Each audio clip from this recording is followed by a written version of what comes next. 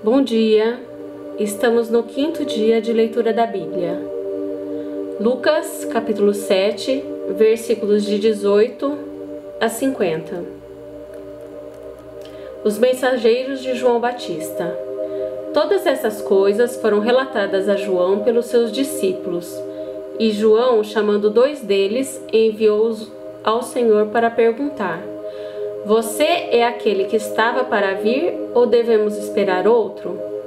Quando os homens chegaram a Jesus, disseram: João Batista nos enviou para perguntar: O Senhor é aquele que estava para vir, ou devemos esperar outro?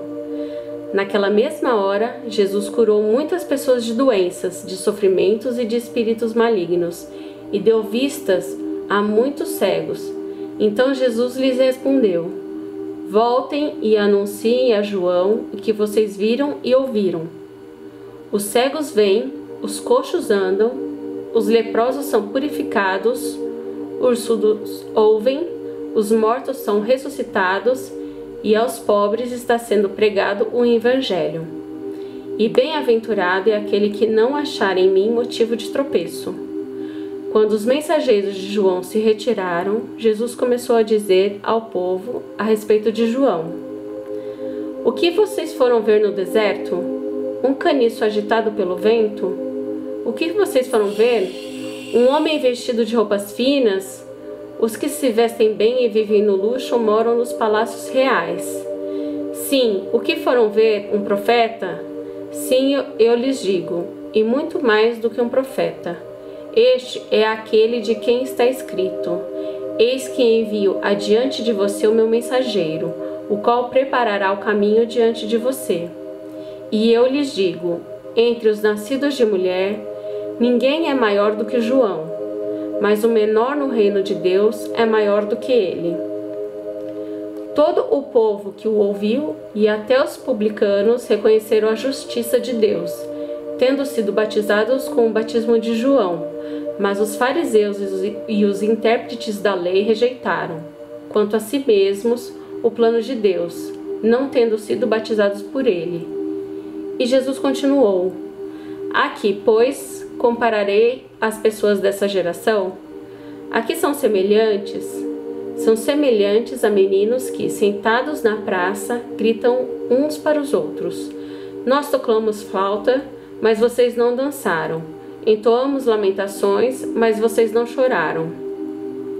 Pois veio João Batista, não comendo pão nem bebendo vinho, e vocês dizem: Ele tem demônio. Veio o Filho do Homem, comendo e bebendo, e vocês dizem: Eis aí um glutão e bebedor de vinho, amigo de publicanos e pecadores. Mas a sabedoria é justificada por todos os seus filhos. A pecadora que ungiu os pés de Jesus. Um dos fariseus convidou Jesus para que fosse jantar com ele. Jesus, entrando na casa do fariseu, tomou lugar à mesa. E eis que uma mulher da cidade, pecadora, sabendo que ele estava jantando na casa do fariseu, foi até lá com um frasco feito de alabastro, cheio de perfume. E estando por detrás, aos pés de Jesus, chorando, molhava-os com suas lágrimas e os enxugava com os próprios cabelos. Ela beijava os pés de Jesus e o ungia com o perfume. Ao ver isto, o fariseu que o havia convidado disse consigo mesmo: Se este fosse profeta, bem saberia quem e que tipo de mulher é esta que está tocando nele, porque é uma pecadora. Jesus se dirigiu ao fariseu e lhe disse: Simão, tenho uma coisa para lhe dizer. Ele respondeu: Diga, mestre. Jesus continuou: Certo credor tinha 2 devedores. Um lhe devia 500 denários e o outro devia 50. E como eles não tinham com que pagar, o credor perdoou a dívida de ambos. Qual deles, portanto, o amará mais? Simão respondeu: Penso que aquele a quem mais perdoou. Jesus disse: Você julgou bem. E voltando para sua mulher, Jesus disse a Simão: Você está vendo essa mulher? Quando entrei aqui em casa, você não me ofereceu água para lavar os pés. Esta, porém, molhou os meus pés com lágrimas e os enxugou com os seus cabelos. Você não me recebeu com um beijo na face. Ela, porém, desde que eu entrei, não deixou de me beijar os pés.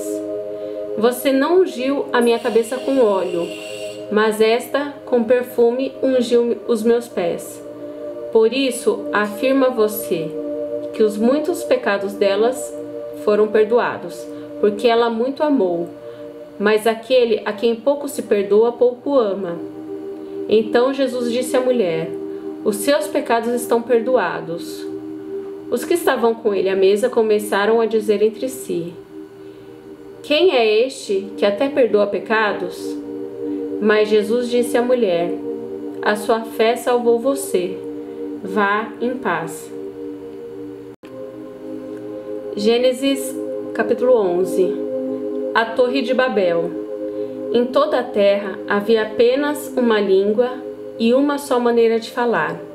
Os homens partiram do Oriente, encontraram uma planície na terra de Sinar e habitaram ali. E disseram uns aos outros: venham, vamos fazer tijolos e queimá-los bem. Os tijolos lhes serviram de pedra e o betume de argamassa. Disseram: venham, vamos construir uma cidade e uma torre cujo topo chegue até os céus e tornemos célebre o nosso nome, para que não sejamos espalhados por toda a terra. Então o Senhor desceu para ver a cidade e a torre que os filhos dos homens estavam construindo. E o Senhor disse: eis que o povo é um, e todos têm a mesma língua. Isto é apenas o começo. Agora não haverá restrição para tudo o que planejam fazer. Venham, vamos descer e confundir a língua que eles falam, para que um não entenda o que o outro está dizendo. Assim, o Senhor os dispersou dali pela superfície da terra, e pararam de edificar a cidade. Por isso, a cidade foi chamada de Babel, porque ali o Senhor confundiu a língua de toda a terra, e dali o Senhor os dispersou por toda a superfície dela. Descendentes de Sem. São estas as gerações de Sem. Ele tinha 100 anos de idade quando gerou Arfaxade, 2 anos depois do dilúvio. E depois que gerou Arfaxade, Sem viveu 500 anos e gerou filhos e filhas. Arfaxade viveu 35 anos e gerou Salá. E depois que gerou Salá, Arfaxade viveu 403 anos e gerou filhos e filhas. Salá viveu 30 anos e gerou Éber. E depois que gerou Éber, Salá viveu 403 anos e gerou filhos e filhas. Éber viveu 34 anos e gerou Peleg. E depois que gerou Peleg, Éber viveu 430 anos e gerou filhos e filhas. Peleg viveu 30 anos e gerou Reu. E depois que gerou Reu, Peleg viveu 209 anos e gerou filhos e filhas. Reu viveu 32 anos e gerou Serug. E depois que gerou Serug, Reu viveu 207 anos e gerou filhos e filhas. Serug viveu 30 anos e gerou Naor. E depois que gerou Naor, Serug viveu 200 anos e gerou filhos e filhas. Naor viveu 29 anos e gerou Tera. E depois que gerou Tera, Naor viveu 119 anos e gerou filhos e filhas. Tera viveu 70 anos e gerou Abrão, Naor e Harã. São estas as gerações de Tera. Tera gerou Abrão, Naor e Harã. E Harã gerou Ló. Harã morreu na terra de seu nascimento, em Ur dos Caldeus, estando Tera, seu pai, ainda vivo. Abrão e Naor tomaram para si mulheres. A mulher de Abrão se chamava Sarai, e a mulher de Naor era Milca, filha de Harã, que foi pai de Milca e de Isca. Sarai era estéril, não tinha filhos. Tera tomou Abrão, seu filho, e Ló, filho de Harã, filho de seu filho, e Sarai, sua nora, mulher do seu filho Abrão, e saiu com eles de Ur dos Caldeus, para ir à terra de Canaã. Foram até Harã, onde ficaram. E havendo Tera vivido 205 anos ao todo, morreu em Harã. Salmos 5. Oração pedindo proteção de Deus. Dá ouvido, Senhor, às minhas palavras, e acode ao meu gemido. Escuta, Rei meu e Deus meu, a minha voz que clama, pois a ti é que imploro.